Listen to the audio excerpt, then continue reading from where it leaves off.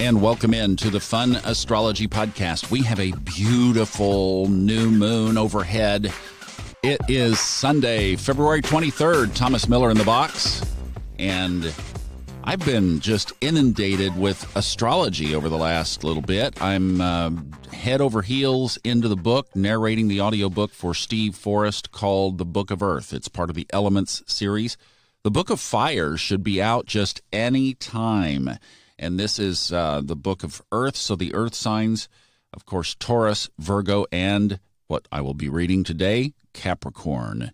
But this is not an Earth, moon, and new moon, and where the sun is. This is a watery time of year. We're in Pisces season, and this morning at 10:31 a.m., if you want to mark this, 10:31 here on Sunday, February 23rd, we have a new moon in Pisces. Now, this one brings some extra color because of a really beautiful, it called this mini trine or a minor trine, minor grand trine, actually. A minor grand trine, I believe, is the technical term of this. It's where, so a grand trine is where you have a triangle, but it's made of three trines, which are 120-degree aspects. This has a trine, and that's between Uranus and Mars. This is a really prominent energy right now. Actually, there are two of them in the chart today, but this one is kind of the governing one because it involves the moon. But the way this thing looks is, think of the base of a pyramid. That's Uranus on one side, Mars on the other, and then the sun and moon together at the top. There's your pyramid. There's your minor grand trine.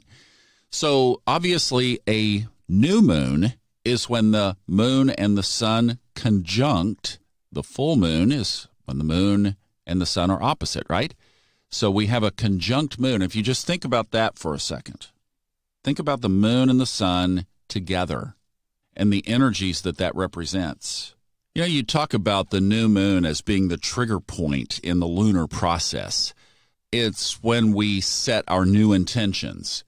It's the beginnings. Well, when you take the two luminary entities of the astrological world and you put them basically in alignment on the astrological chart, you are aligning your trigger luminary with your radiant luminary, your you. I like to say the sun is like the batteries in a new toy on Christmas. The toy is pretty lifeless until you put the batteries in it. It's all there. It looks like what it's going to look like. The box says this is what it's going to be. But until you put the batteries in it, then you don't have a toy.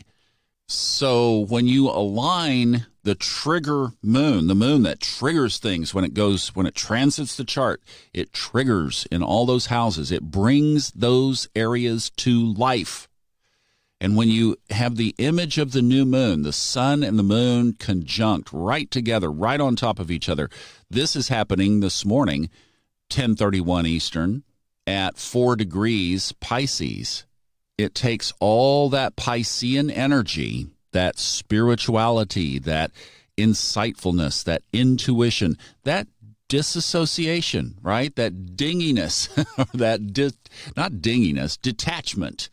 That detachment that appears as dinginess. There's your first house, right? It appears like a dinginess, but it's really just a detachment because you're in a different world. And all of those spiritual things, if you want to manifest, this is probably the most powerful new moon of the year to do that under.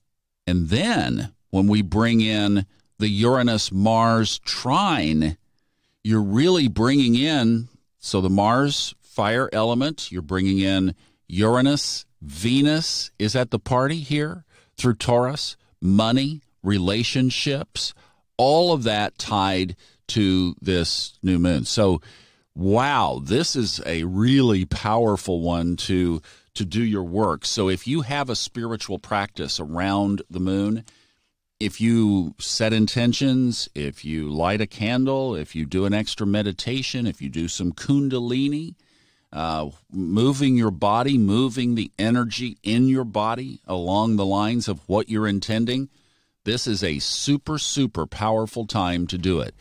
If you catch this early and you get on it at the exact time, that's a wonderful time to maximize that energy. And if you don't, it will be around for at least the rest of today and into tomorrow, because the moon will stay there in Pisces. So we're keeping it short so that you can do your work. Go get it and enjoy whatever comes into your life as a result.